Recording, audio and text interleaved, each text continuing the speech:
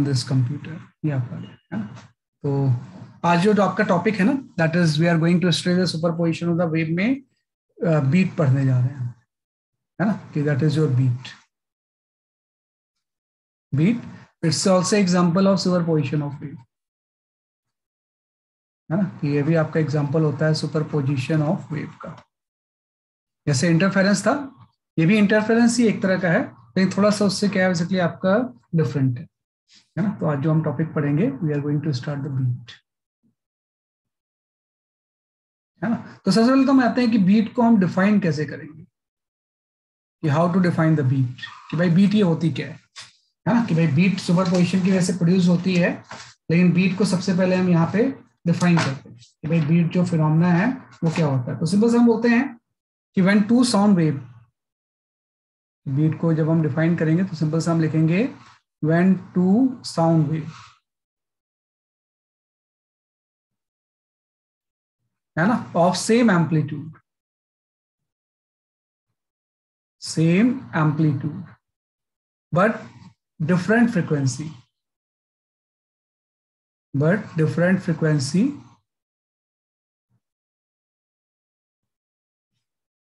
right, superimpose, है ना, then intensity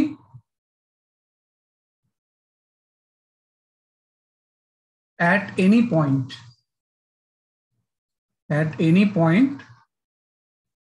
in space varies periodically,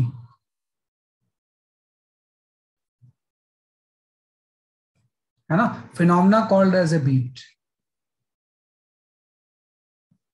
है ना, called as beat, है ना, ये चीज बीट होती है ना, कि when two sound wave of the same amplitude, दोनों का सेम एम्पलीट्यूड होना चाहिए बट डिफरेंट फ्रीक्वेंसी डिफरेंट होगा, superimposed, then intensity at any point in space varies periodically, इसी फिनोमेना को हम क्या बोलते हैं बेसिकली आपका बीट बोलते हैं, है ना। तो देखो बीट भी इससे काइंड ऑफ इंटरफेरेंस ही है, लेकिन इंटरफेरेंस जब हम पढ़ रहे थे, आप देखो सिंपल सा, हम जब इंटरफेरेंस पढ़ रहे थे तो उसमें फ्रिक्वेंसी सेम लेते थे ना, एम्पलीट्यूड डिफरेंट हो सकता था, है ना, कि इंटरफेरेंस में सेम फ्रिक्वेंसी होती थी, कि दोनों जो साउंड होते थे उसकी फ्रिक्वेंसी क्या होती थी, सेम होती थी, है ना, एम्पलीट्यूड में भी डिफरेंट। सर, हाँ बताओ बेटा। सुपर इम्पोज के बाद आपने क्या लिखा है? Superimpose then intensity at any point, okay sir, thank you. an intensity at any point in space varies periodically, phenomena called as a beat। तो सेम फ्रीक्वेंसी होता है, एम्पलीट्यूड में वैरी, एम्पलीट्यूड में भी डिफरेंट, है कि amplitude क्या हो सकता है बेसिकली आपका डिफरेंट हो सकता है, फ्रीक्वेंसी तो सेम होगा, एम्पलीट्यूड क्या हो सकता है बेसिकली आपका डिफरेंट हो सकता है। तो इंटरफेरेंस में क्या होता था, आप थोड़ा ध्यान दो कि इंटरफेरेंस को अगर मैं डायग्राम बनाता था तो जस्ट मैंने आपसे ये बोला था कि अगर ये कोई S1 है और ये आपका अगर कोई S2 है, तो किसी पॉइंट पे दोनों साउंड वेव जब सुपर इम्पोज होती है, कहीं भी पॉइंट ले लो स्पेस में आप, एक सोर्स S2 से चला गया, बस दोनों में डिफरेंस ये था कि एम्पलीट्यूड तो अलग हो सकता था लेकिन दोनों की फ्रिक्वेंसी सेम थी। अगर एफ है तो उसकी फ्रिक्वेंसी एफ थी, तो पी पॉइंट पे सुपर पोजिशन होता था और उससे कुछ इंटेंसिटी आती थी, मैं भी मैक्सिमा या मिनिमा कुछ भी हो सकती थी। तो हम ये बोलते थे कि पी पॉइंट पे जो इंटेंसिटी होगी, इंटेंसिटी राइट रिमेन सेम, कि अगर कोई ऑब्जर्वर पी पॉइंट पे है तो जिस इंटेंसिटी को साउंड सुनेगा वो टाइम के साथ चेंज नहीं होता है। जैसे उसने अगर मैक्सिमा सुना तो हमेशा उसको मैक्सिमा ही सुनाई देगा, अगर उस पॉइंट पे इसने मिनिमा सुना तो हमेशा उसको मिनिमा सुनाई देगा, या कोई और भी इंटेंसिटी है तो वो उसको सुनाई देगा। तो ये चीज आपकी इंटरफेरेंस है। पहला जो डायग्राम मैंने बनाया वो कैसा डायग्राम बेसिकली आपके इंटरफेरेंस का, ये आपका इंटरफेरेंस है। लेकिन बीट में ऐसा नहीं होता कि जब हम बीट का डायग्राम बनाएंगे तो आप इसी तरह का डायग्राम बना लो, लेकिन आप दोनों की फ्रिक्वेंसी अलग अलग है, कि सोर्स कोई S1 है और ये आपका कोई सोर्स S2 है, इससे किसी पी पॉइंट पे साउंड सुपर इम्पोज हो रहा है, पी पॉइंट पे साउंड क्या हो रहा है बेसिकली आपका सुपर इम्पोज हो रहा है ऐसे किसी पी पॉइंट, है ना। तो ऑब्वियस बात है कि S1 की फ्रीक्वेंसी अगर मैं F1 ले लूं और इसकी फ्रीक्वेंसी अगर मैं F2 ले लूं, तो यहां पे जब इंटेंसिटी जो होगी किसी पी पॉइंट पे, ये टाइम के साथ वेरी करेगी, क्योंकि अगर फ्रीक्वेंसी अलग अलग है ना, तो फेज डिफरेंस कांस्टेंट रहेगा, बल्कि फेज डिफरेंस भी टाइम के साथ चेंज होगा। तो फेज डिफरेंस अगर टाइम के साथ चेंज होगा तो इस पॉइंट पे जो इंटेंसिटी होगी, इंटेंसिटी है ना, changes with time, changes with time, है ना। इसी चीज को हम बोलते हैं बीट। एक पर्टिकुलर पॉइंट पे ही इंटेंसिटी टाइम के साथ वेरी करती है। तो जब इंटेंसिटी टाइम के साथ वेरी करेगी तो that phenomena is known as a beat, है ना। तो यहां पे आता है, जब भी आप बीट पढ़ोगे तो एक टर्म हम डिफाइन करते हैं, बीट फ्रीक्वेंसी। वह जो इंटेंसिटी वेरी कर रही है वो किस फ्रीक्वेंसी से वेरी कर रही है ना। बीट फ्रीक्वेंसी का मतलब हो जाएगा frequency of intensity variation, frequency of intensity variation, है ना, कि फ्रीक्वेंसी ऑफ इंटेंसिटी वेरिएशन, इसी को हम बीट फ्रीक्वेंसी बोलते हैं। कि बीट फ्रीक्वेंसी का मतलब हो जाएगा frequency of the intensity variation. की इंटेंसिटी जैसे मैक्सिमम है, अभी आपने मैक्सिमम सुना, फिर कुछ देर बाद आपने मिनिमम सुना, फिर से मैक्सिमम सुना, फिर से मिनिमम सुना, तो किस फ्रीक्वेंसी से आप मैक्सिमम या मिनिमम सुन रहे हो, इसी को हम क्या बोलते हैं एक्चुअली, आपकी बीट फ्रीक्वेंसी। हाँ, म्यूजिक में यूज होता है आपका, बताऊंगा मैं आपको कैसे यूज होता है ना। तो जो बीट फ्रीक्वेंसी होती है ना, वो एफ की वैल्यू जो होती है वो इंडिविजुअल फ्रीक्वेंसी का डिफरेंस होता है, F1 माइनस F2।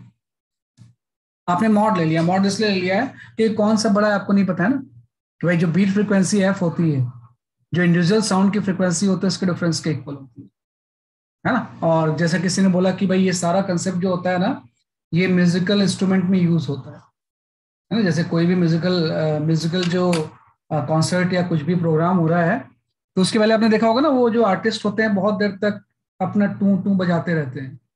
बड़ा इरिटेटिंग भी कई बार मुझे लगता था कि ये क्या कर रहे हैं, है ना, शुरू क्यों नहीं करते प्रोग्राम, है ना। मुझे लगता है कि आए और अपना निकाला गिटार सितार उतार बजाना शुरू कर दिया। मैंने देखा नहीं, हर प्रोग्राम के पहले वो लगभग 5-10 मिनट तक टुन टुन टुन टुन आपस में सिंक्रोनाइज करते रहते हैं, है ना। वो उसको वर्ड सिंक्रोनाइज वर्ड यूज करते हैं। हाँ, तो वही बीट चेक करते हैं, बिल्कुल सही बोला, है ना। वो चेक करते रहते हैं, जैसे इसकी फ्रीक्वेंसी F1 है, इसकी फ्रीक्वेंसी F2 है, तो दो इंस्ट्रूमेंट को एक साथ जब बजाते हैं तो देखते हैं, बीट सुनते रहते हैं। मतलब बीट आने का मतलब हो रहा है कि दोनों की फ्रीक्वेंसी अलग अलग है। तो हम वो तब तक ऐसा करते रहते हैं जब तक कि उनको बीट सुनाई देना बंद नहीं होते। हाँ, जब बीट कोई सुनाई नहीं दे रहा है, मतलब पूरे जो इंस्ट्रूमेंट है वो सिंक्रोनाइज हो चुके हैं, है ना। कि पूरे जो इंस्ट्रूमेंट्स हैं वो क्या हो चुके हैं, बेसिकली आपके सिंक्रोनाइज हो चुके हैं। वही बात है ट्यून अचीव करने का, है ना। ट्यूनिंग का तो मतलब वो लोग चाहते हैं कि इंटरफेरेंस हो, तो वो बीट को तक चेंज करते रहते हैं जब तक इंटरफेरेंस ना हो जाए ऐसे। हाँ, वही चीज है, वही चीज है बेटा। ट्यून करने का मतलब वही है कि उनको बीट सुनाई नहीं दे, है ना। कि भाई बीट अल्टीमेटली आपका सुनाई नहीं दे, ताकि वो बहुत ज्यादा साउंड का इंटरफेरेंस नहीं, वही चीज है। तो ये मोस्टली स्ट्रिंग्ड इंस्ट्रूमेंट्स में होता है ना, एक पर्टिकुलर फ्रीक्वेंसी मैच करने के लिए। हाँ, बिल्कुल बिल्कुल। वो क्योंकि देखो, कभी भी म्यूजिक का मतलब ही होता है कि डिफरेंट जो साउंड अलग अलग फ्रिक्वेंसी के हैं वो हार्मोनिकली रिलेटेड है। उसमें कोई अब्रप्ट रिलेशन नहीं होता है, कोई पर्टिकुलर ऑर्डर होता है कि एक का डबल दूसरा फ्रिक्वेंसी है, दूसरे का तीसरा है। तो वही वो बीट को अवॉइड करते हैं। वो करने का मतलब वही होता है कि तब तक वो ऐसा करते हैं जब तक उनको बीट हर्ट नहीं करें। बीट हर्ट नहीं कर रहे हैं मतलब सही है, सब सही चल रहा है ना। तो ये आ गया। तो बेसिकली एज ए फॉर्मूला देखा जाए तो इस पूरे बीट के कंसेप्ट में यही एक फॉर्मूला है ही, इसके अलावा कोई फॉर्मूला ही नहीं है ना। कि भाई दो अलग अलग साउंड की फ्रिक्वेंसी को जब भी हम एक साथ सुपर इम्पोज करेंगे तो उससे बीट प्रोड्यूस होगा। और वो जो बीट है, बीट होता क्या है वो मैंने डिफाइन कर चुका है कि भाई एक पॉइंट पे इंटेंसिटी पीरियडिकली वेरी करती है, उसी को हम क्या बोलते हैं, बेसिकली आपका बीट। और जो बीट फ्रिक्वेंसी होती है वो इंडिविजुअल फ्रिक्वेंसी का क्या होता है, बेसिकली आपका डिफरेंस होता है। यहाँ पे एक इंपॉर्टेंट चीज आप लिख लेना कि बीट ऑब्जर्व करने के लिए या बीट को ऑडिबल होने के लिए, बीट तो हमेशा प्रोड्यूस होगी अगर फ्रिक्वेंसी डिफरेंस होगा। बीट को ऑडिबल तभी होगा जब डिस्टिंक्टली ऑडिबल, है ना, डिस्टिंक्टली ऑडिबल तभी होगा जब फ्रीक्वेंसी का डिफरेंस बहुत ज्यादा नहीं, कि बहुत ज्यादा फ्रीक्वेंसी का डिफरेंस अगर होगा ना तो बीट मैक्सिमम मिनिमम को हम रिकॉग्नाइज ही नहीं कर पाएंगे। तो यहाँ पे बड़ी इंपॉर्टेंट चीज होती है कि जो बीट फ्रीक्वेंसी होती है ना, यह जो F1 और F2 का डिफरेंस होता है ना। तो सिंपल से हम बोलेंगे ये जो टर्म है mod of F1 minus F2, should be less than or equal to the 16 hertz for audible beat. Audible beat है ना, कि भाई फ्रीक्वेंसी का डिफरेंस ऐसा नहीं कि आपने एक को ले लिया 400 और दूसरे को ले लिया 500 और बीट सुनने की कोशिश कर रहे हैं, उसमें बीट प्रोड्यूस होगा लेकिन मैक्सिमम मिनिमम में इतना जल्दी जल्दी होगा कि पता नहीं चलेगा।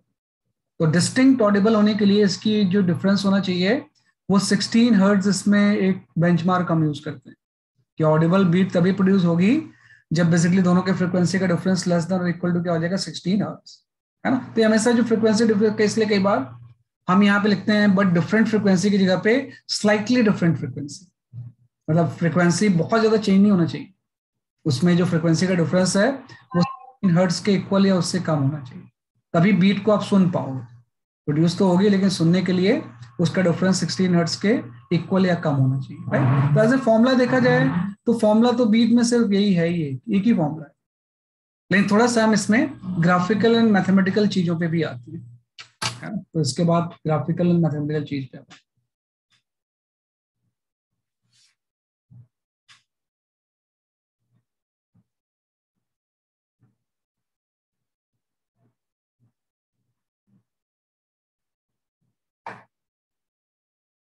इंटरफेरेंस और बीट में आप डिफरेंस समझना कि भाई इंटरफेरेंस में क्या होता है, अगर एक पॉइंट पे हम सुन रहे हैं तो जो भी इंटेंसिटी वो कांस्टेंट आपको उतनी सुनाई देगी, एक बीट में क्या होगा उसी पॉइंट पे चेंज होती रहेगी क्योंकि फ्रीक्वेंसी अलग अलग है ना, फ्रीक्वेंसी अलग अलग होगा तो फेज डिफरेंस भी टाइम के साथ चेंज होता रहेगा, कोहेरेंट नहीं होगा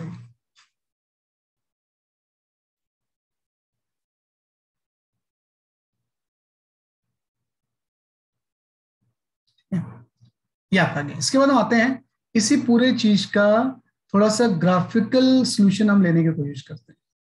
भाई तीन चीज होती है कि आपने कोई कंसेप्ट को ऑब्जर्व किया, भाई ये तो एक्सपेरिमेंटली ऑब्जर्व किया यहाँ पे खड़े होकर किसी आदमी ने कि भाई ऐसा हो रहा है, अलग अलग फ्रिक्वेंसी में सुन रहा हूँ तो मुझे बीट सुनाई दे रहे हैं। अब वो ग्राफिकली इसको समझने की कोशिश करेगा और बाद में उसका मैथमेटिकल सॉल्यूशन आ जाएगा। तो जो सेकंड चीज हो जाएगी दैट इज योर ग्राफिकल, है ना, किसी का हम ग्राफिकल समझने की कोशिश करते हैं कि जो बीट प्रोड्यूस हो रही है वो ग्राफिकली कैसे प्रोड्यूस हो रही है। जो नेक्स्ट चीज आती है that is your graphical solution. तो हम प्लॉट कर लेते हैं ग्राफिकल कि भाई दो तरह की वेव को अलग अलग फ्रीक्वेंसी की हम यहाँ पे टाइम के साथ प्लॉट कर लेते हैं, है ना, कि टाइम के साथ इस दो अलग अलग फ्रीक्वेंसी की वेव को हम टाइम के साथ प्लॉट कर लेते हैं लाइक दैट। और जब दोनों का सुपरपोजिशन होगा तो जो रिजल्टेंट वेव बनेगी वो आपकी इस तरह से बन जाएगी, उसको भी प्लॉट कर लो। और ये मैं ग्राफ जो प्लॉट कर रहा हूं ये डिस्प्लेसमेंट वर्सेस टाइम, तो अब इस बात है एक्स तो आप 0 ले लोगे, एसटी ग्राफ है साउंड वेव का डिस्प्लेसमेंट वर्सेस टाइम ग्राफ, है ना, कि जो रिजल्टेंट वेव बनेगी उसका भी डिस्प्लेसमेंट वर्सेस टाइम ग्राफ। तो मैं क्या करता हूँ पहली वेव यहाँ पे प्लॉट करता हूँ, चॉइस है मेरे पास, कॉस ले लूँ साइन ले लूँ कोई फर्क नहीं पड़ता है, तो मैंने कॉस चूज कर लिया। भाई यहाँ पे पहली वेव मैंने थोड़ी सी ज्यादा फ्रिक्वेंसी की ले ली है, इसकी फ्रिक्वेंसी सपोज मैं ज्यादा ले लेता हूँ, है ना, एम्पलीट्यूड तो सबका सेम ही होगा, ये कोई एसटी ग्राफ है फर्स्ट काइंड ऑफ वेव की, है ना, इसका एम्पलीट्यूड आप S0 ले लो और इसकी फ्रिक्वेंसी सपोज F1 है, F1 में भी कुछ 11 हर्ट्ज ले लो आप इस तरह से, ये फ्रिक्वेंसी जो है 11 हर्ट्ज की, है ना, कि भाई इस तरह से चेंज हो रहा है, एसटी ग्राफ हो गया। दूसरी वेव थोड़ी सी कम फ्रिक्वेंसी की मैं लेता हूँ, कम फ्रिक्वेंसी का मतलब कॉस ग्राफ से मैं ले रहा हूँ तो ये थोड़ी सी ज्यादा दूर दूर है, इसकी फ्रिक्वेंसी कम है, ऐसे एम्पलीट्यूड दोनों का सेम ही है ना, इसका भी एम्पलीट्यूड S0 ही है, बस वही है कि अगर ये F1 है और ये F2 है तो F1 की वैल्यू F2 से ज्यादा है और डिफरेंस बहुत ज्यादा नहीं है। अगर आप इसको 11 हर्ट्ज ले रहे हो तो यहाँ पे आपका जो है वो 9 हर्ट्ज है, मतलब दोनों फ्रिक्वेंसी में सिर्फ 2 हर्ट्ज का डिफरेंस है। अब इन दोनों को हम सुपर इम्पोज करेंगे तो आप देखो किसी पॉइंट पे जब सुपर इम्पोज होंगे दोनों, है ना, तो स्टार्टिंग में आप देखो क्रेस्ट एंड क्रेस्ट मिल रहा है तो कंस्ट्रक्टिव इंटरफेरेंस हो जाएगा, मतलब एम्पलीट्यूड बढ़ जाएगा। लेकिन आप देखो कहीं पे ट्रफ एंड क्रेस्ट भी तो मिल रहा है, इसका ट्रफ इसके क्रेस्ट से मिल रहा है तो यहाँ पर डिस्ट्रक्टिव हो जाएगा, फिर से कहीं पे कंस्ट्रक्टिव और भी हो जाएगा, इसके क्रेस्ट क्रेस्ट से मिल रहा है। मतलब जैसे जैसे टाइम बीतेगा एक कोई कांस्टेंट इंटेंसिटी नहीं रहेगी बल्कि इंटेंसिटी चेंज होती जाएगी कि आपने मैक्सिमम सुना बीच में मिनिमम आ गया, waxing and waning of sound होगा इस पूरे केस में वैक्सिंग एंड वेनिंग ऑफ साउंड होगा कि कंस्ट्रक्टिव होगा तो एम्पलीट्यूड बढ़ गया, फिर डिस्ट्रक्टिव होगा तो एम्पलीट्यूड कम हो जाएगा, इंटेंसिटी इंक्रीज डिक्रीज होती रहेगी। तो जो रिजल्टेंट यहाँ पे वेव बनेगी उसको ग्राफिकली अगर मैं बनाऊं तो ये वेव आपकी इस तरह से हो जाएगी कि कंस्ट्रक्टिव हुआ, फिर डिक्रीज होकर डिस्ट्रक्टिव हो गया, अगेन आपका इंक्रीज हुआ, फिर से कंस्ट्रक्टिव हुआ, फिर डिक्रीज होकर आपका ये 0 हो गया, फिर से आपका इंक्रीज हो गया, फिर डिक्रीज होकर फिर से डिस्ट्रक्टिव हो गया, है ना। तो ये इस तरह से बन जाएगा रिजल्टेंट वेव फॉर्म। तो ये आपका हो गया, this is the resultant wave, ये आपकी रिजल्टेंट वेव बन गई, है ना। इसी को थोड़ा सा हम इस तरह से बना लेते हैं कि इसको नॉर्मली ठीक से शो करें, तो हम इस तरह से इसके पीक को मिला के एक डॉटेड बना देते हैं ऐसे लाइन, है ना। इसको एनवेलप बोलते हैं कई बार हम, इस पूरे को हमने इस तरह से डॉटेड बना दिया ऐसे। तो ये waxing and waning of sound हो रहा है, इसको सुपर इम्पोज करेंगे तो जो नेचर ऑफ द वेव हो जाएगा वो आपका ऐसा हो जाएगा। ऑब्वियसली बात है, एम्पलीट्यूड जब कंस्ट्रक्टिव होगा तो S0 मिलेंगे तो ये 2S0 हो जाएंगे, लेकिन हर जगह पे -2S0 एंड S0 नहीं है। आप देखो कहीं पे एम्पलीट्यूड कम भी तो है, मतलब टाइम के साथ एम्पलीट्यूड कहीं पे 0 भी हो गया, दोनों का जब डिस्ट्रक्टिव हो जाएगा तो टाइम के साथ इसमें एम्पलीट्यूड क्या होगा, साउंड का चेंज होगा, इसलिए तो इंटेंसिटी चेंज हो रही है क्योंकि एम्पलीट्यूड के स्क्वायर के इंटेंसिटी डायरेक्टली प्रोपोर्शनल होती है। तो ये रिजल्टेंट वेव आ गई। तो ये तो मैंने ग्राफिकल सोल्यूशन देख लिया। अगर आपसे कोई पूछे कि भाई किस फ्रीक्वेंसी से ये मैक्सिमम एंड मिनिमम हो रहा है, what is the beat frequency, beat frequency इन दोनों का डिफरेंस हो जाएगा कि भाई जो मैक्सिमम एंड मिनिमम इसमें साउंड हो रहा है वो किस फ्रीक्वेंसी से हो रहा है। तो जो बीट फ्रीक्वेंसी होगा वो आपकी हो जाएगी, यहाँ पे अगर ये 11 है 9 हर्ट्ज है तो ये 11 - 9 आपका 2 हर्ट्ज हो जाएगा। तो जो मैक्सिमम मिनिमम हो रहा है इस फ्रीक्वेंसी से ही हो रहा है, इसको हम क्या बोलते हैं, बीट फ्रीक्वेंसी। तो ये तो आ गया ग्राफिकल। अब हम आ जाते हैं मैथमेटिकल के ऊपर कि मतलब इसका अगर मुझे इक्वेशन पता है और सेकेंड वेव का भी इक्वेशन पता है तो रिजल्टेंट वेव का इक्वेशन कैसा होगा। तो यहाँ पे आपका मैथमेटिकल सॉल्यूशन पे आ जाते हैं, है ना। तो मैथमेटिकल में मैं इक्वेशन लिख लेता हूँ कि फर्स्ट वेव का इक्वेशन मैंने लिख दिया S = S0 cos ω1t। ये फर्स्ट वेव की एंगुलर फ्रीक्वेंसी ω1 हो गई। सेकेंड वेव का इक्वेशन मैंने लिख दिया, ये S1 ले लो आप इसे, सेकेंड वेव का इक्वेशन मैंने S2 लिख दिया, S0 cos ω2 × t हो गया। एम्पलीट्यूड सेम है, फ्रीक्वेंसी ω1 ω2 हो गई, है ना। कि फ्रीक्वेंसी क्या हो गई बेसिकली आपकी ω1 एंड ω2 हो गई। जैसे मैं सुपरपोजिशन करूंगा तो प्रिंसिपल ऑफ सुपरपोजिशन क्या बोलता है कि नेट डिस्प्लेसमेंट इंडिविजुअल डिस्प्लेसमेंट का सिंपल सम हो जाएगा। तो सुपरपोजिशन के बाद जो रिजल्टेंट वेव बनेगी वो आपकी जस्ट S1 + S2 हो जाएगी, या S0 अगर हम यहां से कॉमन ले लें। हाँ, लास्ट ग्राफ ही ऑडिबल होगा, बिल्कुल सही है। सुपरपोजिशन के बाद जो आप सुन रहे होगे वही ऑडिबल होगा, है ना। मतलब मैक्सिमम इंटेंसिटी हुई, मिनिमम हुई, मैक्सिमम हुई, मिनिमम हुई, यही चीज आप सुनोगे। इंडिविजुअल तो अब खत्म हो गया, आपकी जहां भी आप खड़े होगे उसकी लोकेशन पे रिजल्टेंट वेव ही ऑडिबल होगी, साउंड वेव, है ना। कि ये इंडिविजुअल था सुपरपोजिशन के बाद मॉडिफाई होकर रिजल्टेंट वेव बन जाएगी, तो वही क्या होगा, ऑडिबल होगा। तो यहाँ से S0 आप कॉमन ले लो, S0 जैसे हम कॉमन ले लेंगे तो ये आपका हो जाएगा cos ω1t और प्लस ये आपका हो जाएगा cos ω2 × t, है ना। अब इसको थोड़ा सा ट्रिग्नोमेट्रिकली सिंप्लीफाई कर लेते हैं। हम यहाँ पे cos c + d का फॉर्मूला लगा लेते हैं। cos c + d का जो फॉर्मूला होता है वो आपका ये होता है 2 cos c - d/2 एंड यहाँ पे cos c आ जाता है, दैट इज c + d/2, ये आपका जाता है। तो cos c + d का फॉर्मूला लगा लेंगे, ये चीज आपकी c हो जाएगी, ये d हो जाएगी। तो equation of the resultant wave अब आपका ऐसा आ जाएगा कि S = यहाँ पे 2S0 आ गया और cos c - d, तो ये आपका हो गया ω1 - ω2/t × t, है ना। और c + d तो इनटू आपका आ जाएगा इसलिए आपका यहाँ से cos ω1 + ω2/2 × t, है ना। This is the equation of the resultant wave. कि जो रिजल्टेंट वेव की इक्वेशन होगी जिसका कि ये ग्राफ बना हुआ है, वो आपकी रिजल्टेंट वेव की जो इक्वेशन होगी वो आपकी आ जाएगी, है ना। कि equation of the resultant wave जो होगी वो आपकी आ जाएगी, है ना। अब इसको थोड़ा सा अगर हम इंटरप्रेट करने की कोशिश करें कि भाई इसकी क्या इक्वेशन ये तो है, भाई मैथमेटिकल आपने जो ग्राफिकल चीजों को समझा था उसी का मैथमेटिकल इक्वेशन ये है। तो इसको मैं समझने की अगर कोशिश करूं तो मैं ये बोलूंगा कि जिस इसमें दो तरह की फ्रिक्वेंसी आ रही है, एक ओमेगा 1 प्लस ओमेगा 2/2 है और एक ओमेगा 1 माइनस ओमेगा 2/2 है। जो ये ओमेगा 1 प्लस ओमेगा 2/2 है, ये इसको आप ओमेगा लिख सकते हो, है ना। ये आपका ओमेगा 1 प्लस ओमेगा 2/2 आ गया, इसको हम बोलेंगे average frequency of wave, frequency of wave. भाई एक की फ्रिक्वेंसी अगर ओमेगा 1 है, दूसरे की ओमेगा 2 है, मैं यहाँ पे एंगुलर नहीं लिख रहा हूं, आप समझ जाना कि मैं जब वर्ड यूज कर रहा हूं तो एंगुलर फ्रिक्वेंसी की बात कर रहा हूँ, है ना। तो मतलब ये जो वेरिएशन हो रहा है, जैसे इसका फ्रिक्वेंशियन ओमेगा 1 से हो रहा है, इसका वेरिएशन ओमेगा 2 से हो रहा है, तो रिजल्टेंट का जो वेरिएशन होगा वो दोनों का एवरेज हो जाएगा। तो ये जो चीज है इसको हम ओमेगा लिख सकते हैं।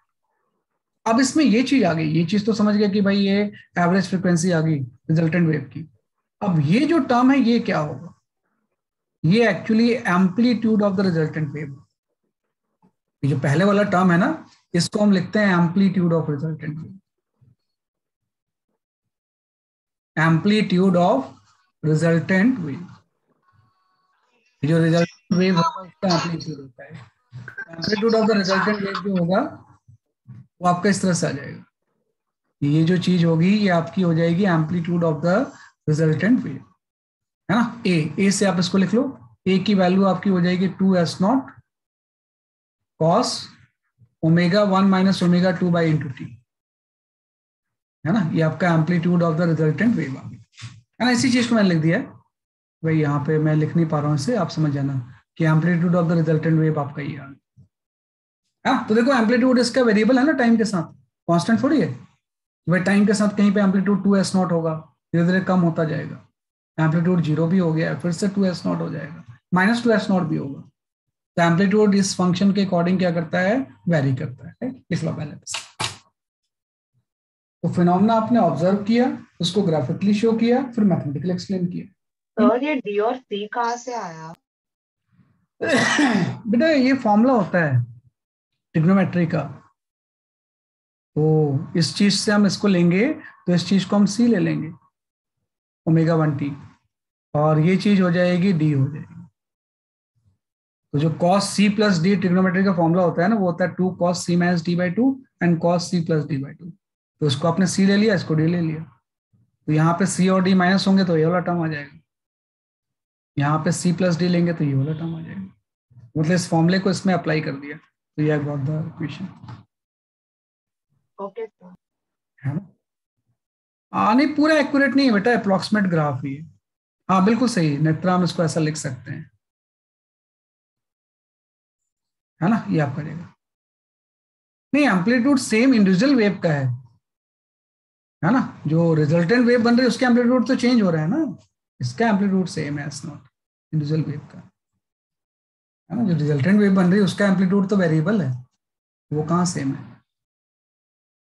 एक्यूरेट मतलब आप एनसीईआरटी से एक बार देख के ड्रॉ कर लेना, है ना। कभी भी कोई चीज की एक्यूरेसी अगर चेक करनी है, एक्यूरेट ग्राफ बनाना है, तो वी ऑलवेज रेफर एनसीईआरटी, उसमें सही दिया होता है एग्जैक्टली।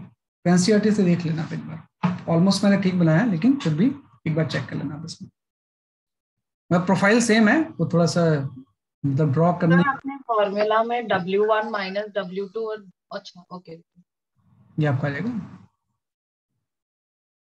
है ना। मैं सी माइनस से डी माइनस करेंगे तो ये आ जाएगा W1 minus W2 into T, और यहाँ पे प्लस करेंगे तो W1 प्लस WT/T है। तो इस फॉर्मूले को अप्लाई करके इसको मैंने सिंप्लीफाई कर दिया। अब मैं उसको एक्सप्लेन कर रहा हूँ। तो जैसे कि नेत्रा ने सही बोला है कि अब हम जो equation of the resultant wave है उसको इस फॉर्म में लिख सकते हैं। क्या जो equation of the beat form होगा, हाँ बिल्कुल बिल्कुल बिल्कुल, एम्पलीट्यूड जो होगी वो चेंज होगी, बिल्कुल सही बोल रहा है। इसमें एम्पलीट्यूड इसका वेरिएबल होता है, ये तो बीट होता है। अगर एम्पलीट्यूड कांस्टेंट रहता फिर तो सिंपल वो इंटरफेरेंस होता है ना, इसमें एम्पलीट्यूड चेंज होते रहता है।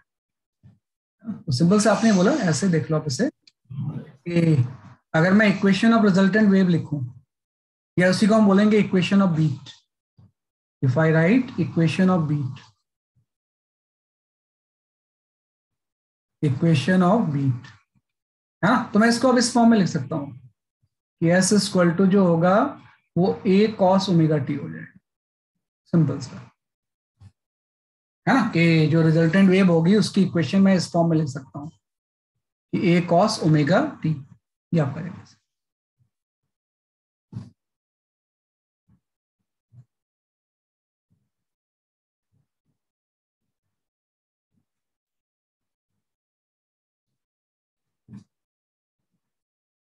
ठीक है, ये आपका गैस है, ए कॉस ओमेगा टी आ गया, है ना। इसमें आप ध्यान रखना कि जो ओमेगा है वो एवरेज है, ओमेगा की वैल्यू जो है ओमेगा 1 प्लस ओमेगा 2/2 है, और जो एम्पलीट्यूड है वो भी वेरिएबल है, एम्पलीट्यूड की वैल्यू जो है वो 2s0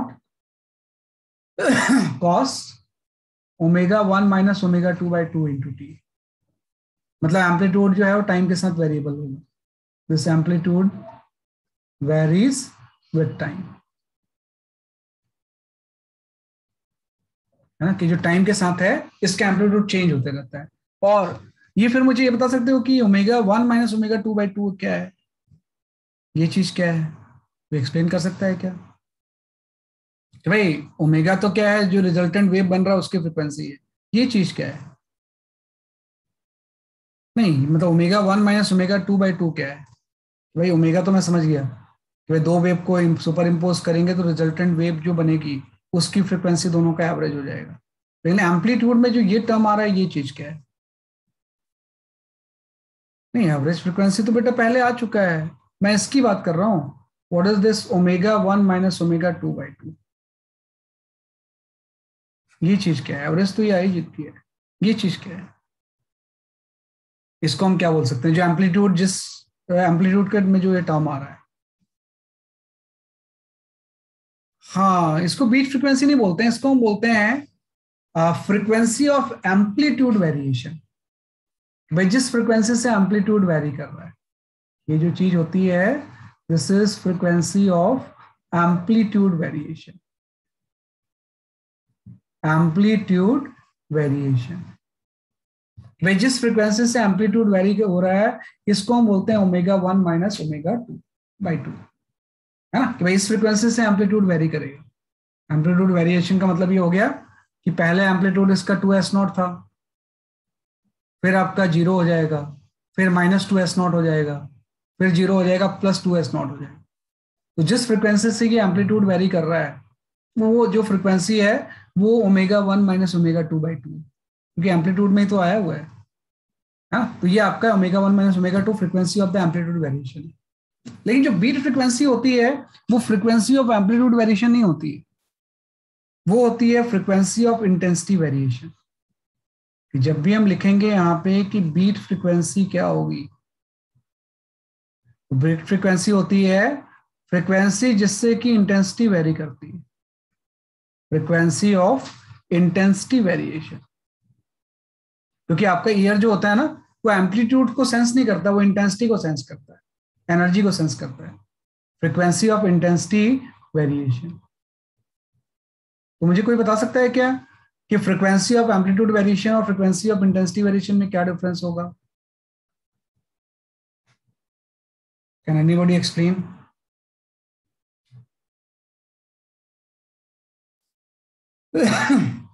इंटेंसिटी वेरिएशन और एम्पलीट्यूड वेरिएशन की फ्रिक्वेंसी में क्या रिलेशन होगा? देखो इंटेंसिटी कभी भी निगेटिव नहीं हो सकती है ना, एम्पलीट्यूड निगेटिव हो सकता है, क्योंकि इंटेंसिटी हम जानते हैं directly proportional to the amplitude के स्क्वायर होता है, तो कभी भी इंटेंसिटी नेगेटिव नहीं होगी, है ना, कि भाई जो इंटेंसिटी जो होगी वो कभी भी जो इंटेंसिटी होगी वो नेगेटिव नहीं होगी। तो हम बोल रहे हैं इंटेंसिटी जो वेरी कर रहा है ना, वो एम्पलीट्यूड जो वेरी कर रहा है वो 2s0 से -2s0 हो गया, फिर 2s0 हो गया, तो इसका एक साइकिल कंप्लीट हो गया। लेकिन इंटेंसिटी में अगर ये -2s0 भी हुआ है तो उसको ऊपर ही चला जाएगा स्क्वायर होके, है ना, कि ये चीज जो होगी वो कहाँ चली जाएगी, नीचे नहीं जाएगी बल्कि ऊपर ही चली जाएगी, तो मतलब जो इंटेंसिटी का वेरिएशन होगा ना वो डबल हो जाएगा, है ना। तो जो फ्रिक्वेंसी ऑफ इंटेंसिटी वेरिएशन होता है जिसको हम बीट फ्रिक्वेंसी बोलते हैं वो उसमें /2 नहीं आएगा, वो ओमेगा 1 माइनस ओमेगा 2 हो जाएगा, डबल हो जाएगा। डबल वो आपको पता ही है कि भाई जैसे कोई भी मैं साइकिल ऐसे बना लूं, ये ऐसा, इसकी कुछ फ्रिक्वेंसी है, मैंने बोला ये +a है और ये आपका -a है, जब मैं इसको स्क्वायर करके बनाऊंगा तो ये स्क्वायर वाला टर्म तो इस तरह से ऊपर ही चला जाएगा ना, ऐसे ऐसा बन जाएगा।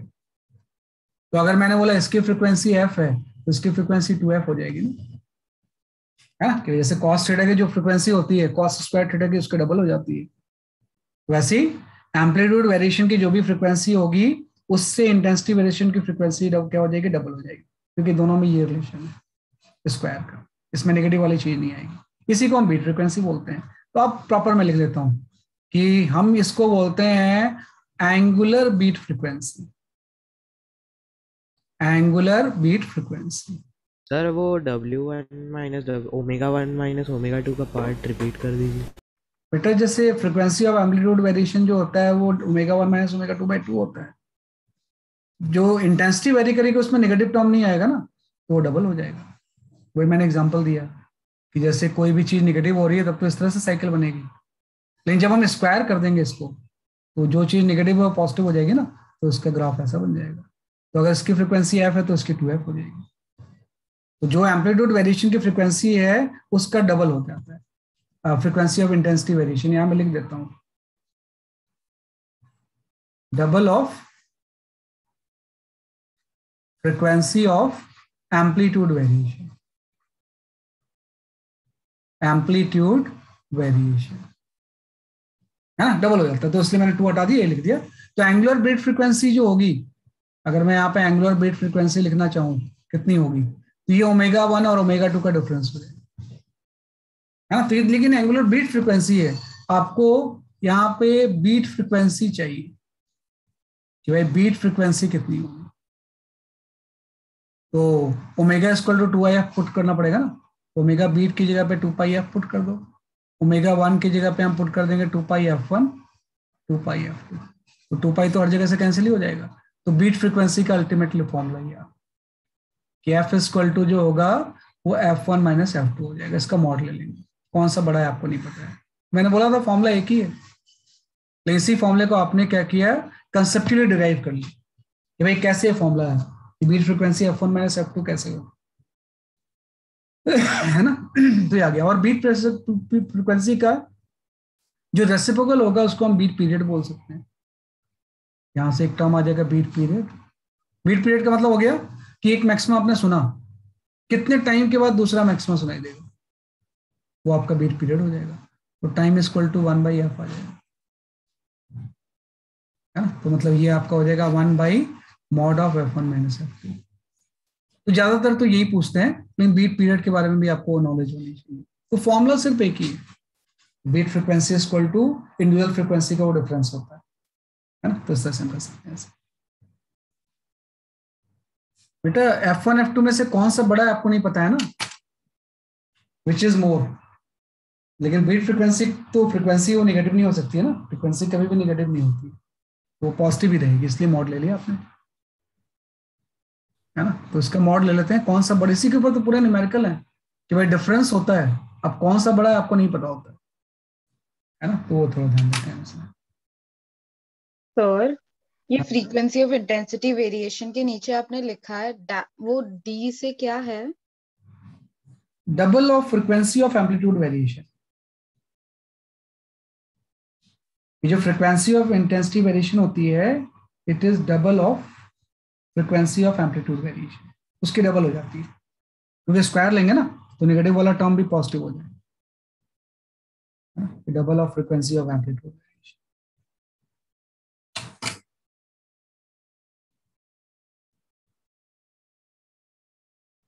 ठीक है, ये आपका गया।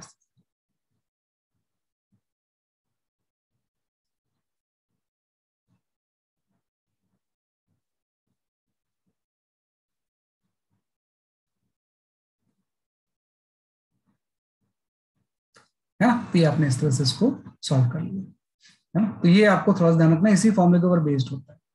अब एक चीज है कि थोड़ा सा फ्रीक्वेंसी में चेंज कैसे हो सकता है ना। तो सिंपल सा हम बोल सकते हैं what causes the change in frequency, उसके बारे में थोड़ा सा डिस्कस कर लेते हैं। बेटा पाई वो आ जाएगा ना यहाँ से, भाई जो फ्रीक्वेंसी होती है ये ω/2π तो होती है, तो ओमेगा की जगह पे हम 2πf लिख देंगे ना, एंगुलर फ्रिक्वेंसी और फ्रिक्वेंसी में रिलेशन होता है ना, तो बीट फ्रिक्वेंसी ओमेगा का डिफरेंस नहीं होता है, वो तो एंगुलर बीट फ्रिक्वेंसी होती है। बीट फ्रिक्वेंसी एफ का डिफरेंस होता है, इसकी यूनिट हर्ट्ज में आ जाएगी, जैसे मैंने स्टार्टिंग में लिया था सबसे पहले। इसमें कुछ नहीं सोचना है, अगर एक वेव की इक्वेशन फ्रिक्वेंसी 11 हर्ट्ज है, दूसरे की अगर 9 हर्ट्ज है, तो अगर कोई आपसे पूछे कि जो बीट प्रोड्यूस होगा उसकी फ्रिक्वेंसी क्या होगी, तो वो 2 हर्ट्ज हो जाएगी। तो दोनों का क्या हो जाएगा, इसलिए आपका डिफरेंस आ जाएगा। तो उसी चीज को थोड़ा सा मैंने ग्राफिकली और मैथमेटिकली एनालाइज किया है। अब आ जाता है कि what causes the change in frequency, कि भाई कॉन्स ऑफ ट्यूनिंग फॉर और स्ट्रिंग, है ना। तो जो नेक्स्ट चीज हम पढ़ते हैं that is the, So can you show the previous page for a second?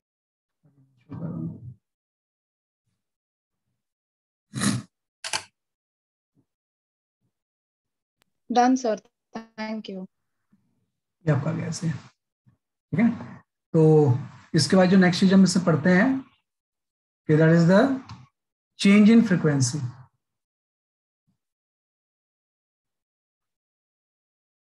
Variation in frequency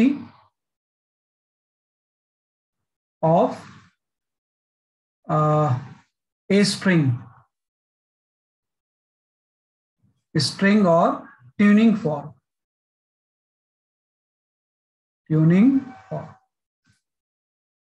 है ना। आप ट्यूनिंग फॉर्क के बारे में जानते हो। ट्यूनिंग फॉर्क जो होता है, it's a vibrator to produce the sound of known frequency. इस चीज को हम ट्यूनिंग फॉर्क बोलते हैं। इसको वाइब्रेट करेंगे तो नॉन फ्रीक्वेंसी का साउंड इमिट होता है। Variation in frequency of a string और tuning fork of a vibrating string लिख लो, ज्यादा अच्छा रहेगा। This is your vibrating string और ट्यूनिंग फॉर्क।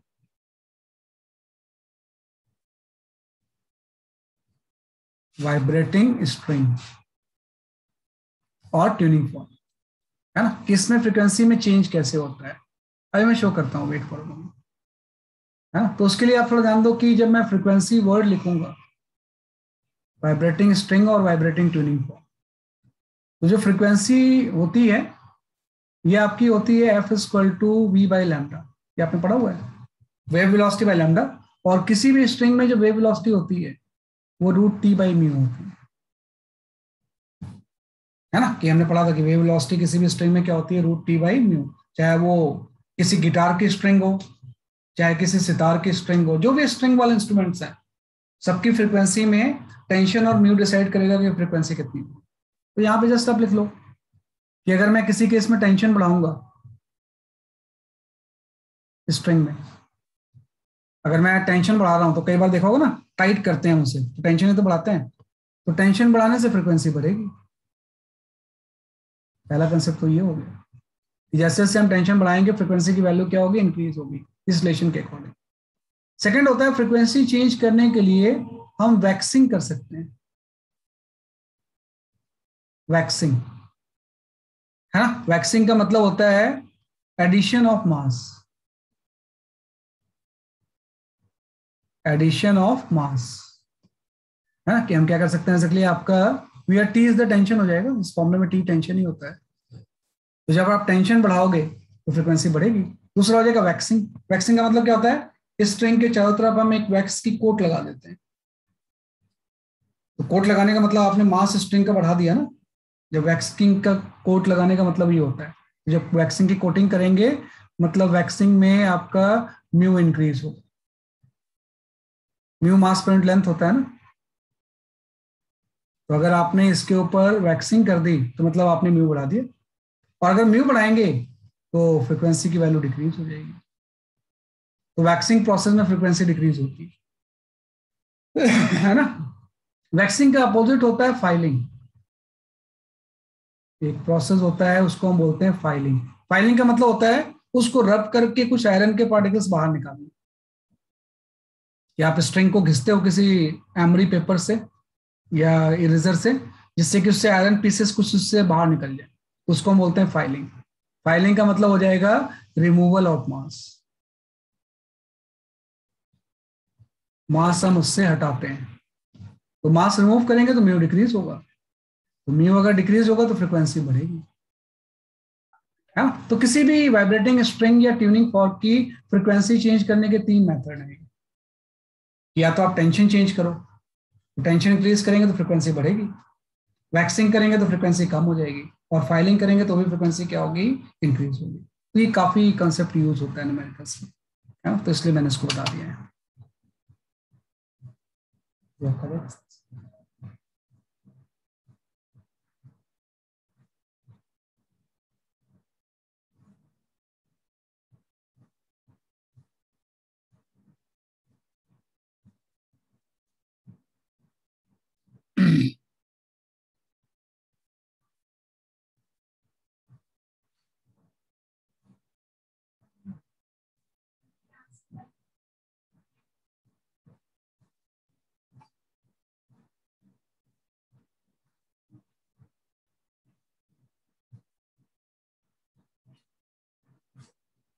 ठीक है, ये आपका इस तरह से, this is known as waxing and filing. नहीं, टेंशन जब आप बढ़ाओगे बेटा, आप देखो टेंशन बढ़ा रहे हो यहाँ से, तो फ्रिक्वेंसी टेंशन के डायरेक्टिव इनवर्स, फ्रिक्वेंसी का टेंशन के साथ क्या रिलेशन है, रूट ऑफ टी के डायरेक्टिव रिलेट है। टी बढ़ाएंगे तो फ्रिक्वेंसी बढ़ेगा, क्यों कम होगा, है ना? वो तो इस रिलेशन के अकॉर्डिंग जो आ रहा है वो हम लिख रहे हैं, कोई प्रैक्टिकली कैसे हम फाइंड आउट करते हैं। नहीं, वो टेंशन है बेटा, टी तो इस फॉर्मूले में टेंशन होता है, तो फेमस फॉर्मूला है, पढ़ा हुआ है हमने कि भाई किसी भी स्ट्रिंग में जो वेव वेलोसिटी होती है वो रूट टी बाई म्यू होता है, where t is the tension, है ना? टी जो होता है वो टेंशन इन स्ट्रिंग होता है ना? और म्यू मास पर यूनिट लेंथ होता है। भी आपने कर लिया, राइट? तो अब इसके बेसिस पे ना मैं पहले एक बार पेजेस शो कर दूं स्टार्टिंग से, उसके बाद I will share few numericals, उससे आपको ज्यादा समझ में आएगा। मतलब पता नहीं छोटा सा कंसेप्ट है, लेकिन इतने न्यूमेरिकल्स बीट के ऊपर आए हुए हैं ना प्रीवियस एग्जाम्स में कि मैं बता नहीं सकता आपको। मैं भी हो सकता है कि ज्यादा प्रैक्टिकल चीज होगी, है ना? कई बार जब प्रैक्टिकल चीज कोई ज्यादा होती है ना तो एग्जामिनर उससे बड़ा इंप्रेस होता है और पूछता ज्यादा है उसे, है ना? कि प्रैक्टिकल लैब में ज्यादा परफॉर्म करते होंगे इसके ऊपर, या करेगा।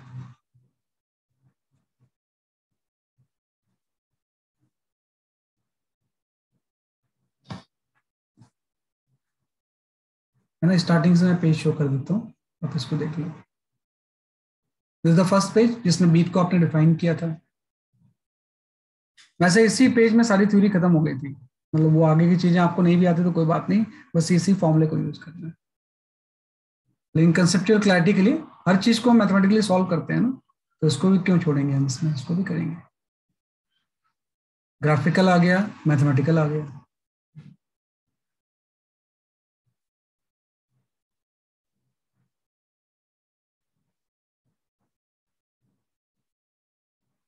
इसके बाद ये क्वेश्चंस आ गए।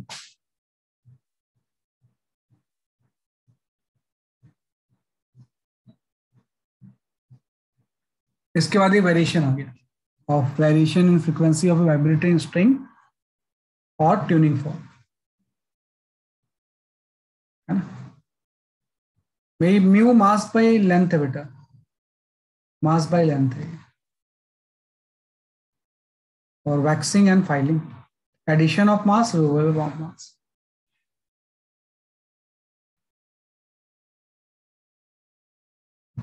है ना? ये आपका चलो, आई शेयर फिर न्यूमेरिकल्स बेस्ड ऑन दिस, उसको आप ट्राई करके करेक्ट आंसर दो, तो उससे आपको सब चीजें और ज्यादा अच्छे से आ जाएंगी।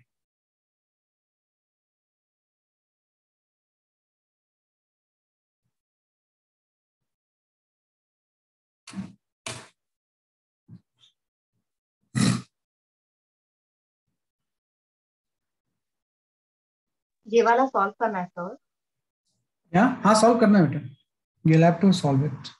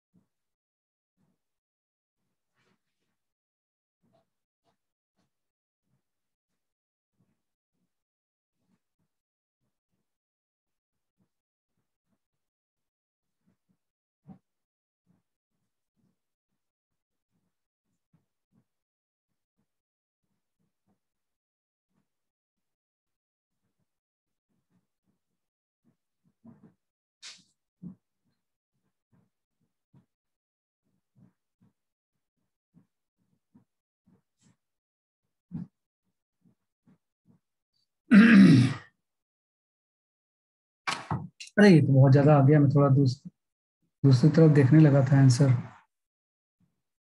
हाँ दिवेश, अदर्स, राई, आपके आंसर सही है।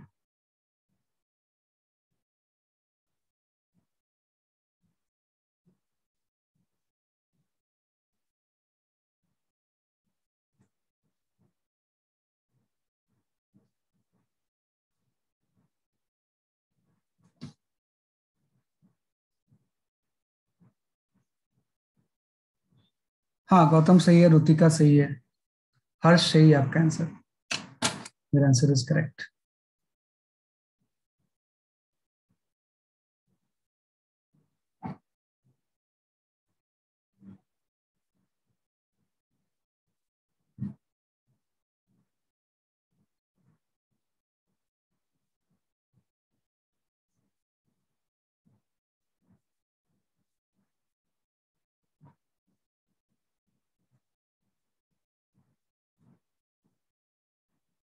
नेत्रा सही है।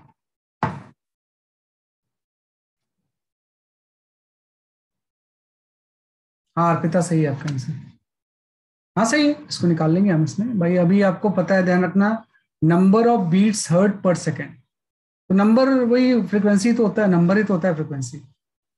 Number of beats hertz per second का मतलब आपको निकालना है बीट फ्रीक्वेंसी कितना। What is the beat frequency? Beat frequency individual frequency का डिफरेंस का मॉड होता है। एफ का डिफरेंस निकालना है, ध्यान रखना, ओमेगा का डिफरेंस नहीं बेटा, एफ का डिफरेंस निकालना है। ओमेगा का निकालोगे तो गलत आ जाएगा आंसर। इसको देख के अगर आप 8 आंसर करोगे तो 8 आंसर इज रॉन्ग आंसर, क्योंकि वो तो ओमेगा का डिफरेंस है, आपको एफ का डिफरेंस निकालना है। तो मैं बोलूंगा भाई इससे देख के मुझे ये समझ में आ गया कि ये ओमेगा 1 है। ओमेगा 1 की वैल्यू 2000 पाई आ गई, है ना। अगर ओमेगा 1 2000 पाई आ गया तो F1 जो होगा वो ओमेगा 1/2 पाई होता है, तो ये आपका 1000 हो जाएगा बस। ऐसे एफ ओमेगा 2 आ गया, ओमेगा 2 2008 है पाई। तो यहाँ से F2 की वैल्यू जो होगी वो ओमेगा 2/2 पाई हो जाएगी। यहाँ से 2008, हाँ ये 1004 हो जाएगा। हाँ तो इससे ओमेगा F1 F2 निकालना है। फिर उसके बाद दोनों का डिफरेंस आप ले लो। तो दोनों का जब डिफरेंस लेंगे तो 1000 माइनस 1004, -4 आएगा, लेकिन माइनस तो होता ही नहीं है, मॉड लेते हैं हम इसमें, तो आपका आंसर 4 आ जाएगा। तो सी ऑप्शन इज करेक्ट, है ना, कि जो सी ऑप्शन होगा वो सही होगा।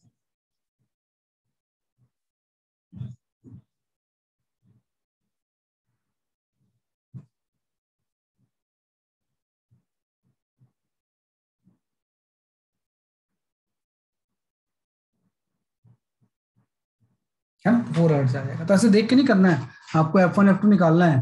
देख के करोगे तो 8 लिख दोगे आप, वो 8 थोड़ी 8 पाई है।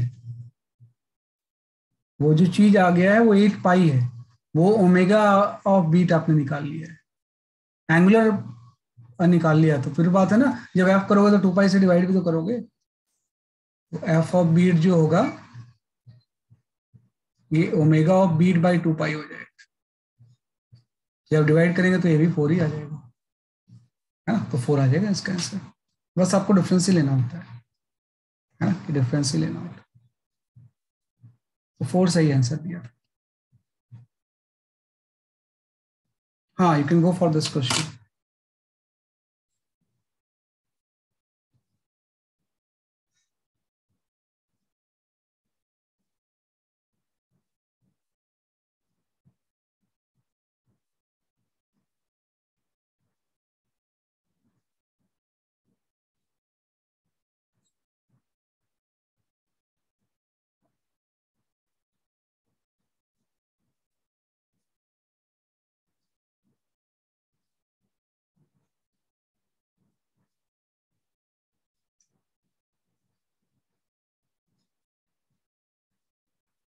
अच्छा सितार बजा रहा है।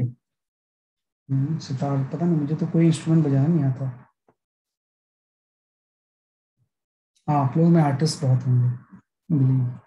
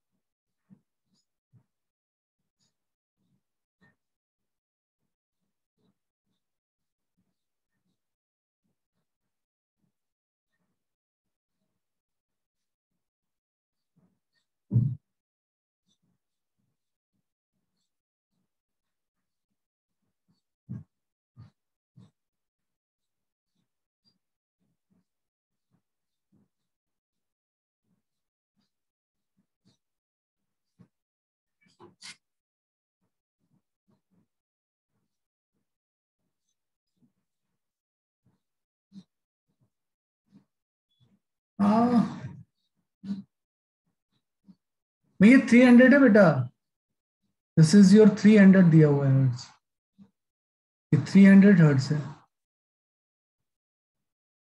500 नहीं है, 300 है। हाँ अनिका सही आंसर आपका।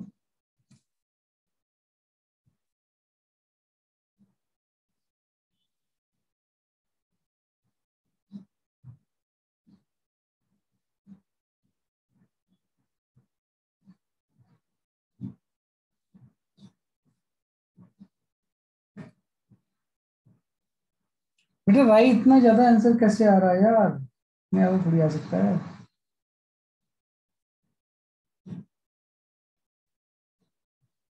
एक ही आंसर अभी सही आया अनिका।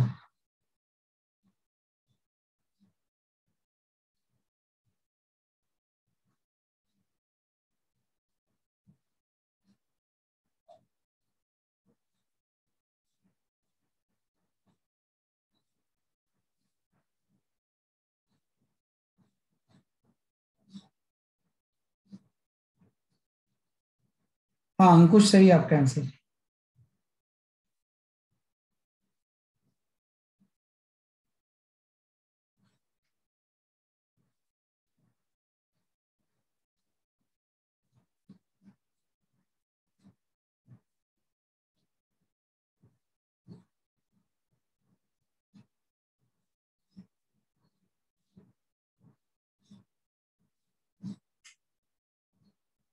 हाँ गौतम सही है आपका answer, Gautam is answer is correct.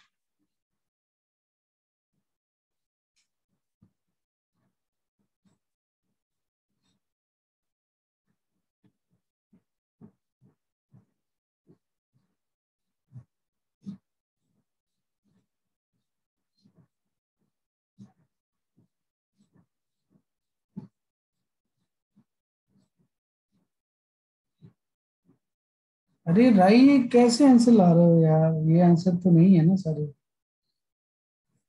दोनों एक्सट्रीम पे आंसर ला रहे हो। ऐसे नहीं है, सिंपल है क्वेश्चन तो। इसका जो आंसर है, आंसर इज द 296 हर्ट्ज।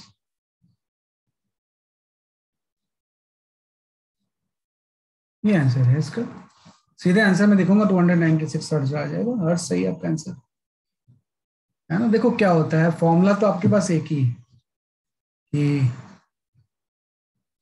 हाँ बिल्कुल सही है, दोनों को डिफरेंस ले लेंगे आ जाएगा आपका भाई। लेकिन वो थोड़ा सा क्रिटिकल पॉइंट है, जानना होता है थोड़ा सा, मतलब ये अननोन फ्रिक्वेंसी के लिए यूज होता है भाई। बीट का जो मेन एप्लीकेशन है ना, to find out unknown frequency.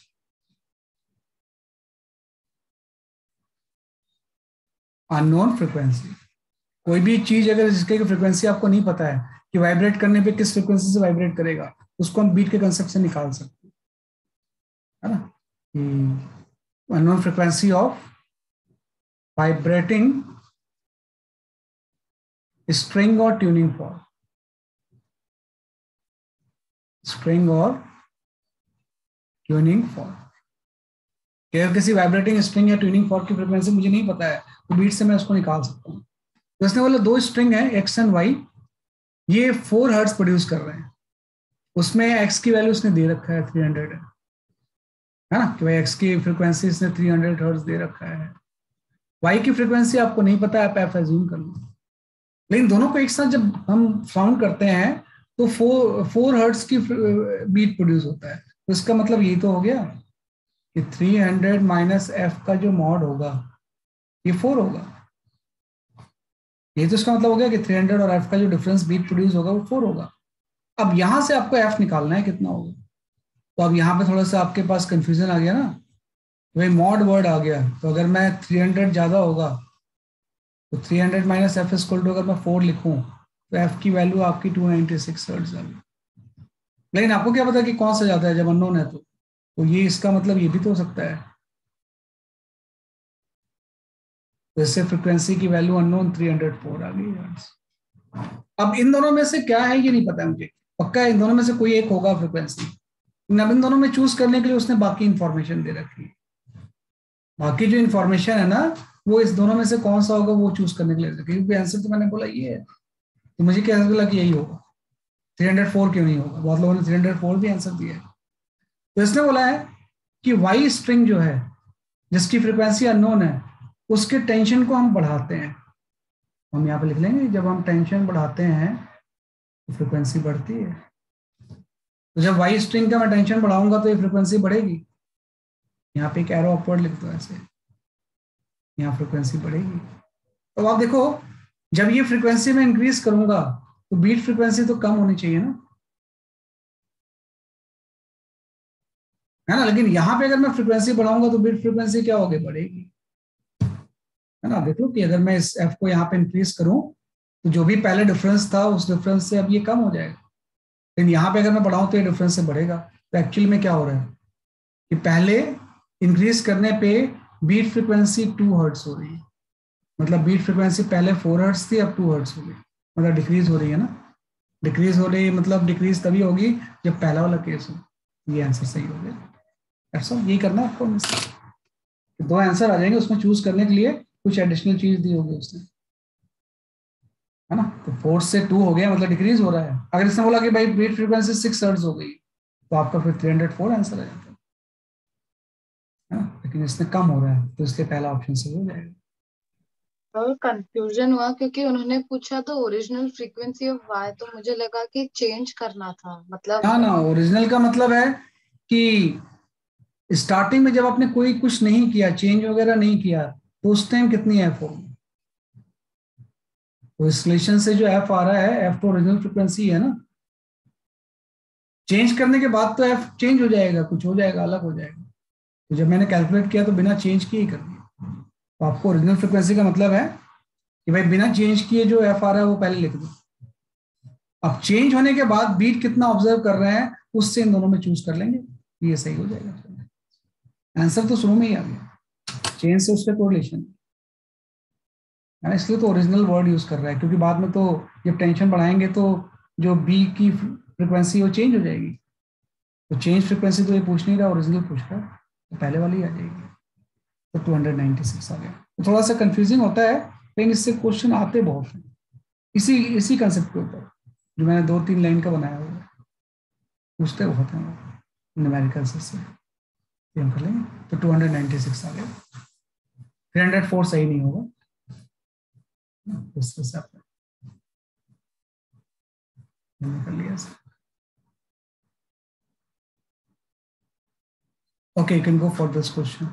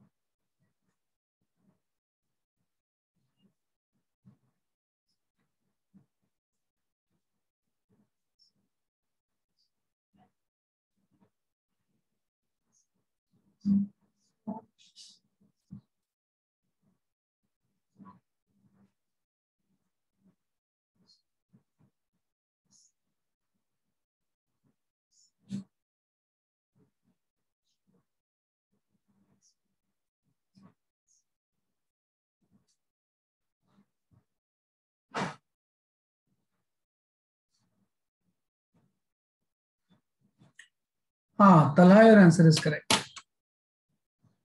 देखो इसमें भी दो आंसर आ जाएंगे, उसमें देखना पड़ेगा।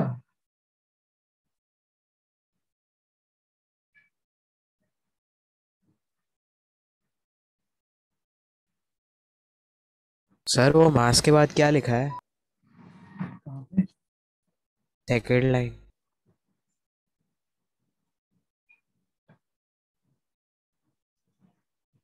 When some mass is added to the tuning fork of 200 hertz, beat frequency decreases. Find the frequency of the other tuning fork.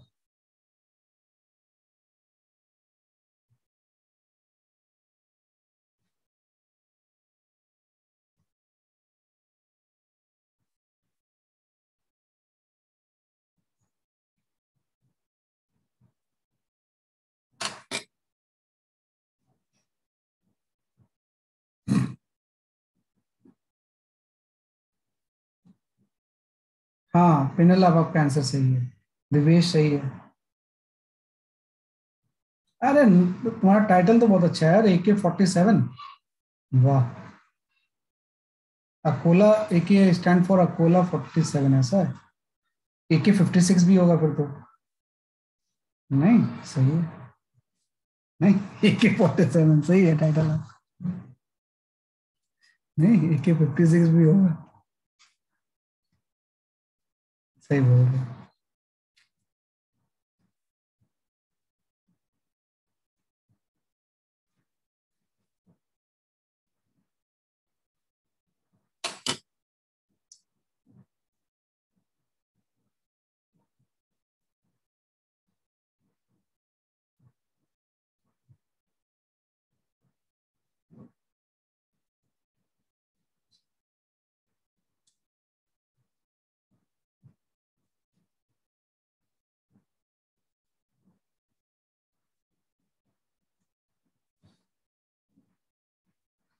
नहीं, अनिका, मेरे ख्याल से पहले तो आंसर आपने सही भेजा था, फिर चेंज क्यों कर दिया? आदर्श, सही आपका आंसर। आपका पहले आंसर सही नहीं आया था। इस क्वेश्चन का भेजा था, पिछले क्वेश्चन का भेजा था? पिछले क्वेश्चन उसका था।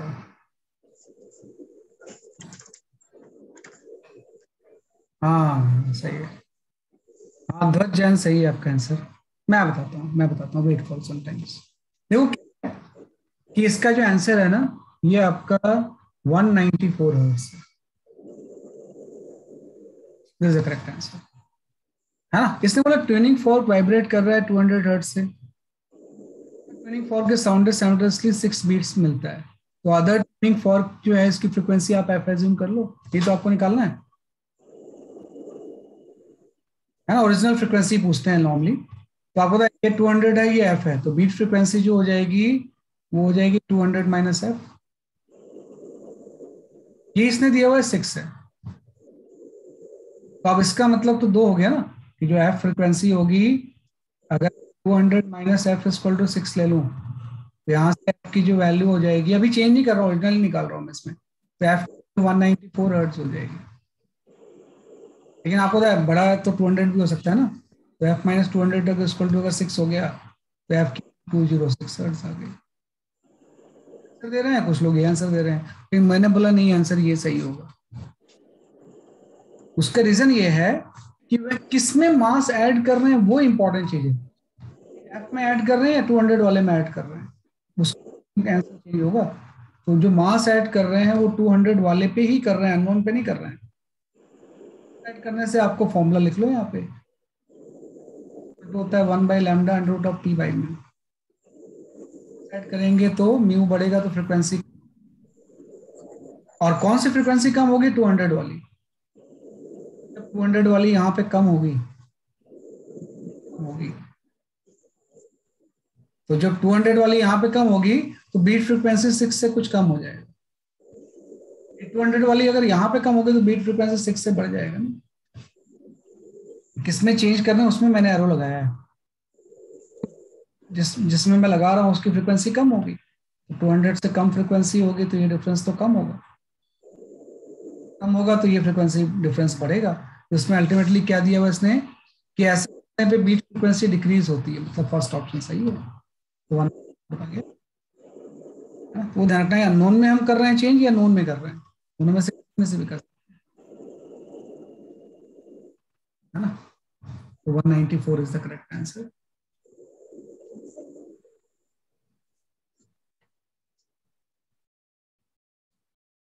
ओके, है ना, आ गया ये आपका आंसर इज द 194। एक लाइन का सोल्यूशन होता है, बस दो में चॉइस होती है। अगर सही कर दिया तो +4 मिल जाएगा, गलत कर दिया तो -1 आ जाएगा। मैं दो 6 चीज आपने चूज कर लिया, अगर 206 तो -1 तुरंत मिल जाएगा आपको आंसर में। ये ध्यान देना आपने।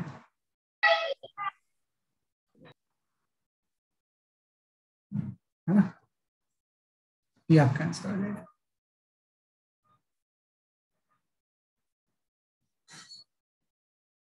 ठीक है ना, तो इसका 194 आंसर सही है। तो ऐसे क्वेश्चंस आते हैं बीट में मोस्टली, ये किया तो कितना अननोन फ्रीक्वेंसी हो जाएगा, क्योंकि बीट का पर्पज ही है अननोन फ्रीक्वेंसी कैलकुलेट करना, है ना। अभी दे रहा हूँ, नेक्स्ट क्वेश्चन भी आएगा।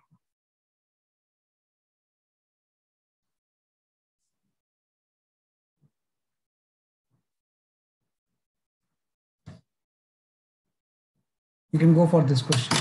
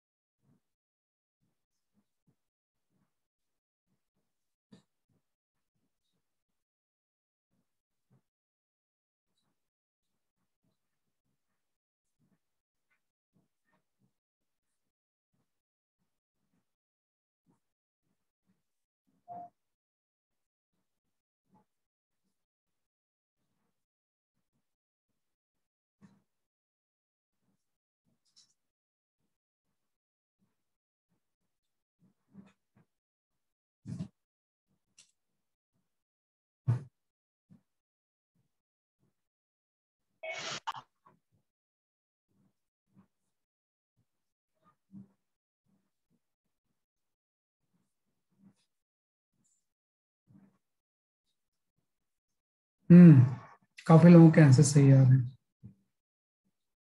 सोहम सही आंसर है, दिवेश सही आपका answer. Divesh your answer is correct. Right सही, सही आपका आंसर।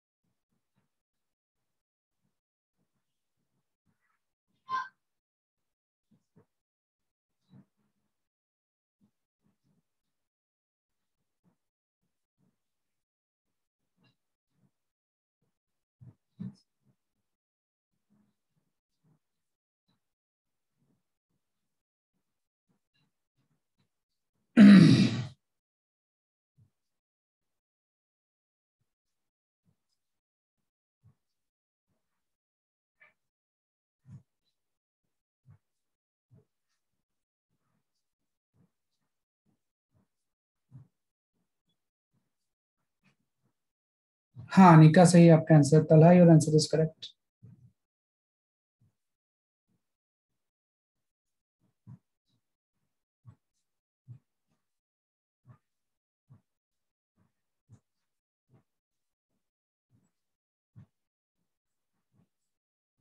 नेत्रा सही है। अंकुश सही है आपका आंसर, बिल्कुल सही है। आप सबने सही आंसर दिया है, बी ऑप्शन इज करेक्ट।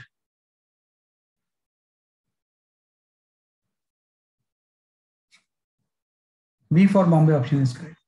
हाँ, देखो क्या है, tuning fork A producers with another tuning fork B of 320, तो एक ही फ्रीक्वेंसी आपको नहीं पता है कितनी है, एफ एज्यूम कर लिया।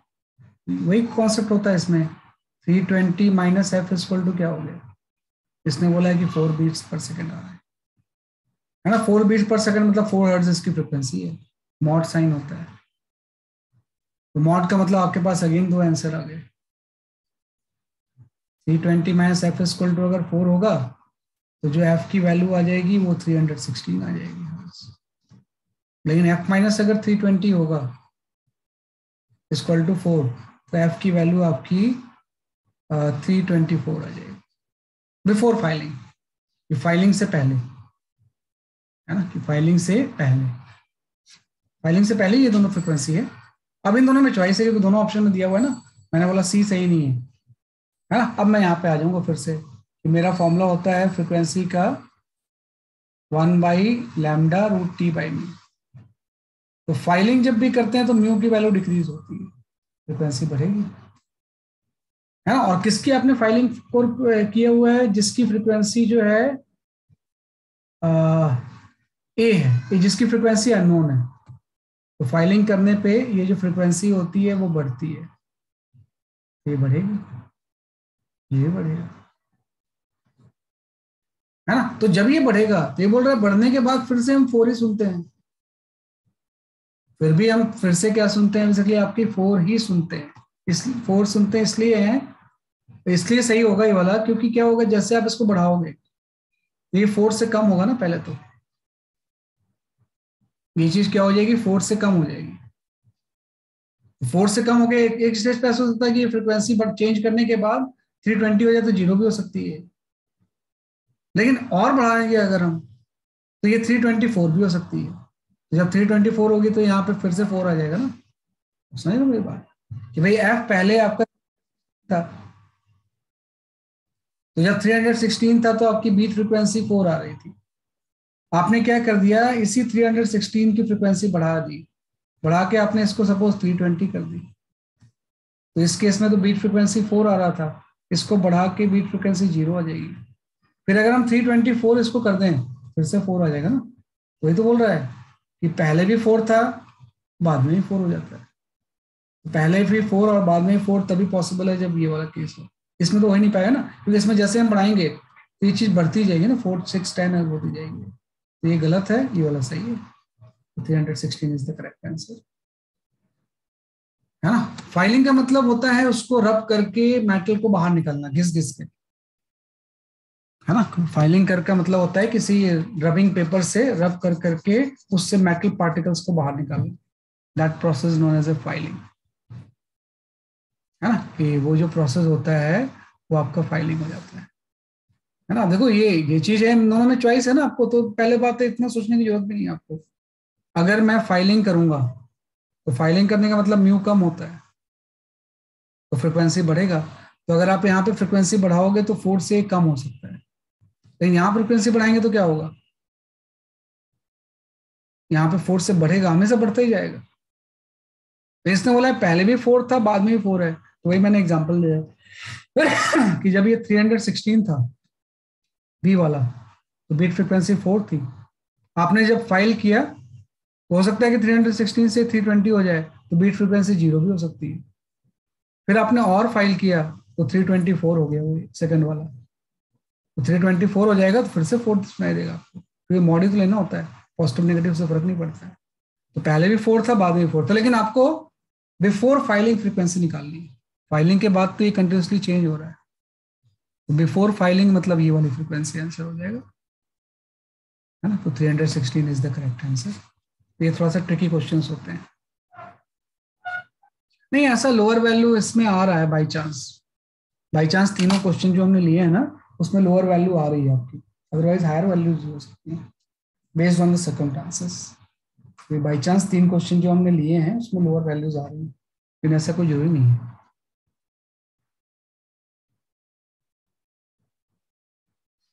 हाँ बीट फ्रीक्वेंसी 4 से ज्यादा भी हो सकती है, कि भाई जैसे आपने बोला 316 था तो 4 था, फिर आपने फाइलिंग किया तो 0 भी हो गया, फिर से 4 हो गया, और ज्यादा फाइलिंग कर दें इसकी तो 4 से ज्यादा भी हो सकती है, हाँ, लेकिन इसने बोला हुआ है कि भाई 4 से 4 ही तक पहुंचना है, तो 4 से 4 पहुंचने का यही एक प्रोसेस है जिससे हम 4 से 4 अगेन पहुंच सकते हैं। क्या प्रोसेस है? फिर तो कंफ्यूजन हो जाती है क्योंकि इसमें भी बढ़ रहा है, इसमें भी बढ़ रहा है, तो ये हम कर सकते हैं ऐसे। फिर हम इसमें बोलेंगे इसमें कंटिन्यूसली बढ़ रहा होगा, इसमें बीच में कम होकर फिर बढ़ रहा है, इसमें तो कंटिन्यूसली इंक्रीज ही होगा, 4 से 6 7 8 10 होता जाएगा, है ना। तो ये बड़ा इंपॉर्टेंट क्वेश्चन होता है, इस तरह से हम इसको एनालाइज करते हैं, ठीक है। तो अब आपके जो PYQs आप सॉल्व कर रहे हो उसमें एक चैप्टर और आ गया है ना, दैट इज योर बीट। तो 2 तो मैंने दिए थे, इसको भी सॉल्व कर लेना। नेक्स्ट वीक जो डाउट क्लास होगी उसमें ये सब डिस्कस होगा जो PYQs होंगे, है ना। तो अब आप we are towards the ending of the chapter. 2 ही टॉपिक बच गए हैं, एक स्टैंडिंग वेव और एक डॉपलर इफेक्ट, तो वो कंप्लीट करके इसको खत्म कर देंगे, है ना। तो फिर आपका 11th खत्म होगा। तो हमारा प्राइम पर्पस है अभी 11th खत्म करना, है ना। तो जब 11th खत्म होगा तभी तो हम 12th पे ज्यादा फोकस कर पाएंगे। जब तक 11th का बैकलॉग रहेगा ना, 12th को उतने अच्छे से हम पढ़ नहीं पाते, तो कोशिश करते हैं कि 11th पूरा कम। और आपको यूनिट्स एंड डिमेंशंस भी कराना पड़ेगा एक बार। बता दूंगा मैं, उसको बता दूंगा। हाँ सर, क्योंकि उसको इस बार वाले एमटी में इंक्लूड किया है, जब ये एमटी होगा ना, MT5 अच्छा अच्छा अच्छा अच्छा। उसका एक चैप्टर है यूनिट्स एंड डिमेंशन। MT है कब आपका? सर 10th अक्टूबर को। 10th अक्टूबर, अभी तो बहुत टाइम है, ठीक है, हो जाएगा तब तक, क्योंकि वो उतना बड़ा चैप्टर नहीं है, वो तो 3 से 4 क्लास में ही हो जाता है। ये वेव बहुत बड़ा chapter, wave, electrostatics, ray optics, kinematics, ये सब बहुत बड़े चैप्टर्स होते हैं, है ना। वेव भी काफी बड़ा चैप्टर, छोटे छोटे बहुत सारे टॉपिक्स होते हैं, इसमें सब पढ़ना होता है, ठीक है ना। देखते हैं उसको, इसके पहले वेव खत्म कर लें फिर उसके बाद आ जाते हैं इसमें। बेटा 11th में बस एक ही चैप्टर यूनिट्स एंड मेजरमेंट हो गया है, यूनिट्स एंड मेजरमेंट ही बचा हुआ है इसके बाद, तो है ना। वो मैं बात करूंगा कि वो करवाते हैं या नहीं करवाते हैं, वैसे एक बार डिस्कस कर लूंगा मैं वहां से, है ना। तो that's all for today, bye bye. Bye sir, thank you sir. Okay, मैं भेज देता हूँ क्वेश्चंस के सारे फोटोग्राफ, आई सेंड इन।